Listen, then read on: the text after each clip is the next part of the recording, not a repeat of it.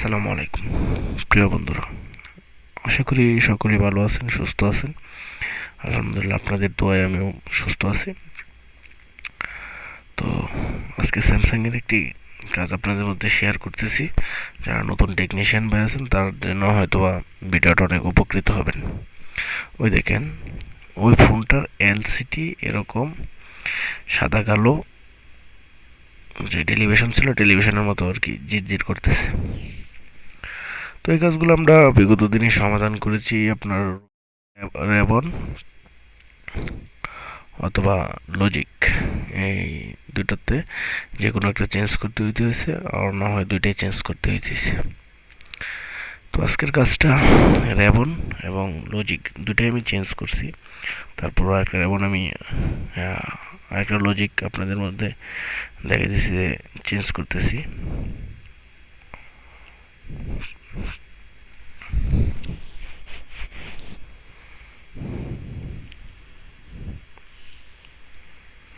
এখন ফোনটা অন করব, মানে আপনাদের দেখানোর স্বার্থে আর কি অন করতেছি, কারণ এটা অনেক সময় রেবন থেকে হয় কিংবা লজিক থেকে হয়। তো এটা রেবন থেকে না, বিস্তারিত পুরো ভিডিওটা দেখলে বুঝতে পারবেন কোন জায়গা থেকে সমস্যাটা হয়েছে আর কিভাবে সমাধান করছে। তো আশা করি সাথেই থাকবেন।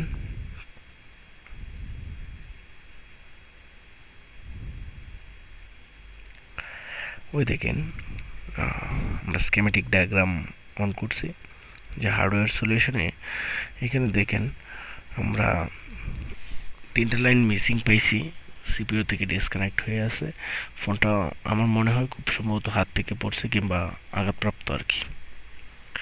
তো DC power supply, DC sorry digital মাল্টিমিটারে আমরা এই রিডিংগুলো নির্ণয় করে দেখলাম যে তিনটা লাইন মিসিং আছে। তো এই লাইনগুলোতে একুরেটলি মান নেই। আর এলসিডিতে দেখেছে অনেক সময় গ্রাফিক্সের যে ভোল্টেজগুলো লাগে, এই ভোল্টেজগুলো ইনশাল্লাহ ভালোই ছিল। ভোল্টেজটা দেখা গেছে 1.8 অথবা 3.0, যে দুইটা ভোল্টেজ লাইন থাকে, ভোল্টেজ লাইনগুলো ওকে আছে। তো এখানে 1 নাম্বার আর 19 নাম্বার আর একটা কি 13 নাম্বার পিন মনে হয়, এই তিনটা লাইন ডিসকানেক্ট ছিল। তো ইনশাল্লাহ ডিসকানেক্ট যেহেতু ছিল, তাহলে এটা আমাদের কমন ইস্যু যে সিপিইউ থেকে যেহেতু ডিসকানেক্ট হয়েছে, তো সিপিইউ রিপোর্ট করতে হবে।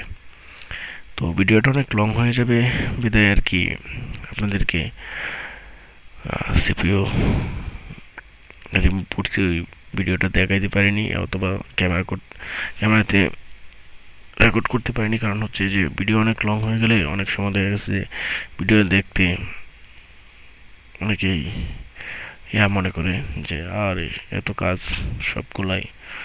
তো আমি মূলত যে প্রধান যে কাজগুলো ছিল আর কি, ওইগুলো আর কি ভিডিওতে তুলে ধরছি। তো এখন সিপিইউ বসাবো, রিবোলিং শেষ। আরেকটা জিনিস বলে রাখি, যারা রিবোলিং খুব ভালো করেন কিংবা রিবোলিং নতুন করতেছেন, ভালোদের জন্য তোর কোনো কথাই নেই। নতুন যারা রিবোলিং করেন, স্টেনলেস প্লেট আপনি রিবোলিং করার সময় একটা জিনিস দেখবেন যে সবগুলা বল একত্রিত ভাবেই, সবগুলা বল আপনার দেখা গেছে যে একুরেট ভাবেই হয়েছে, কিন্তু কিছু বল উঁচু নিচু কিংবা বড় কিংবা ছোট হয়ে আছে, এই বলগুলো আপনার সমস্যা করে।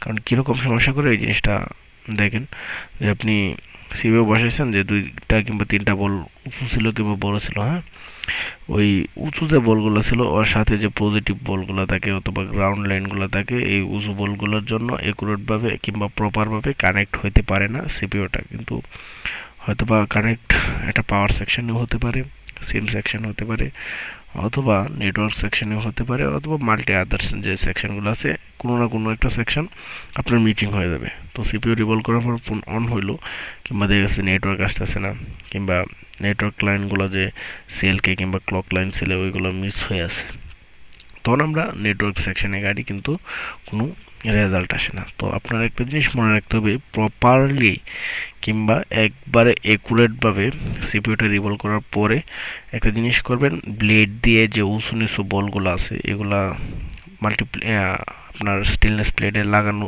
থাকা অবস্থায় এই বলগুলো কেটে দিবেন।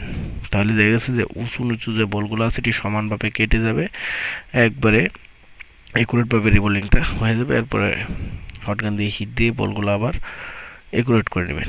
তাহলে দেখা গেছে যে আইসিটা লাগানোর পর আপনি নিশ্চিত যে ওই সেকশন থেকে কিংবা রিবোলিংয়ের কোনো সেকশন থেকে সমস্যাটা হয়নি। আর সবসময় ভালো মানের পেস্ট ব্যবহার করবেন, যেহেতু সিপিওর কাজ যখন করবেন তখন রিয়েল লাইফ অথবা মেকানিকের খুব ভালো ভালো ওই পেস্টগুলো ব্যবহার করার চেষ্টা করবেন, কারণ ওই পেস্টের কিছু গুণাবলী থাকে।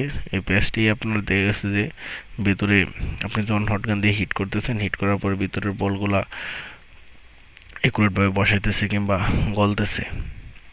তো আরেকটা জিনিস মনে রাখবেন, আপনারা হটগানের হিট কোনো সময় এক জায়গায় স্টে করবেন না। অনেক সময় হটগানের হিট এক জায়গায় স্টে করলে হয়তো বা আইসি নষ্ট হয়ে যাবে, নয়তো বা আপনার মাদারবোর্ড ফুলে যাবে। এই বিষয়টা খেয়াল রাখবেন। আর ফাইনাল টাচ যখন করবেন তখন একবারে ইজি সফটভাবে ফাইনাল টাচটা করে দিবেন, যাতে একুরেটলি জায়গায় হালকা একটু বাঁকানোর পরেও একুরেট যে জায়গাটা আইসিটা বসার কথা ওই জায়গায় এসে যাতে বসে। আর এর আগে আপনি একটা জিনিস খেয়াল রাখবেন, আইসি ডট অথবা 1 নাম্বার প্রিন্ট অথবা সার্কেলের ভিতরে যাতে আইসিটা একুরেটভাবে বসে থাকে। তো আমরা আইসি বসানোর কাজ শেষ। এখন আমরা মাদারবোর্ডটা ঠান্ডা করব, কারণ প্রচুর হিট হয়ে আছে। যত সম্ভব একটু ঠান্ডা করে নিলে আপনার জন্য ভালো হবে আর কি। এই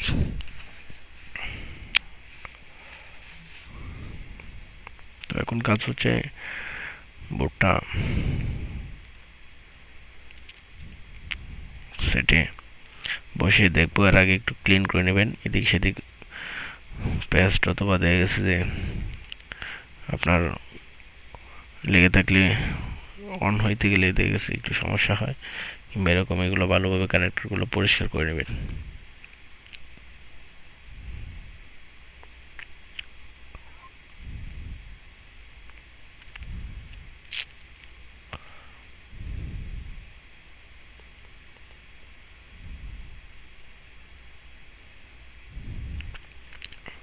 তো ইনশাল্লাহ আমি রিডিংগুলো একুরেটই পাইছি, এরপরেও কিন্তু সব ভিডিও এখানে তুলে ধরতে পারতেছি না, কারণ সময়ের ব্যাপার স্যাপার আছে, প্রচুর কাজের চাপের মধ্যে যতটুকু পারি আর কি আপনাদেরকে স্বল্প সহযোগিতা করার চেষ্টা করি আর কি।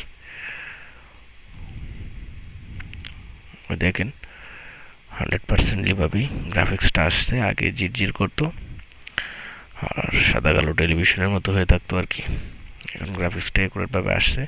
তো আশা করি সকলেই ভালো থাকবেন, সুস্থ থাকবেন। আমিও আপনাদের জন্য দোয়া করি, আপনারাও আমার জন্য দোয়া করবেন। আসসালামু